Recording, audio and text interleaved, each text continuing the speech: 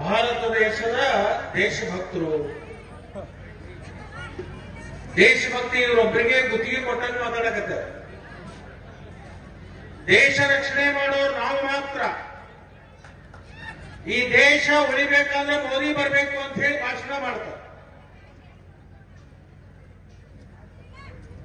ಈ ದೇಶಕ್ಕೆ ಸ್ವಾತಂತ್ರ್ಯ ತಂದವರು ಯಾರು? ಮೊದಲು ಈ ದೇಶಕ್ಕೆ ಸ್ವಾತಂತ್ರ್ಯ ತಂದವರು ಯಾರು? ಇವರು ಹುಟ್ಟಿದ್ದ ಯಾವಾಗ? ಬಿಜೆಪಿ ಅವರು ಹುಟ್ಟಿದ್ದ ಯಾವಾಗ? 1950ನೇ ಇಸ್ವಿ ಒಳಗೆ ಜನಸಂಘ ಹುಟ್ಟಿ, ಅದರ ನಂತರ ಅದು ಮಾರ್ಪಾಡಾಗಿ ಬಿಜೆಪಿ ಆಯ್ತು. 1950 ಮೊದಲು ಅಥವಾ ಸ್ವಾತಂತ್ರ್ಯ ಸಿಕ್ಕದ ಯಾವ ವರ್ಷ? ಯಾರು ತಂದು ಕೊಟ್ಟವ್ರು ಇದನ್ನ? ಮತ್ತೆ ಇವ್ರು ಯಾಕೆ ಗುತ್ತಿಗೆ ಹಾಕುತ್ತಾರೆ ಇದನ್ನ?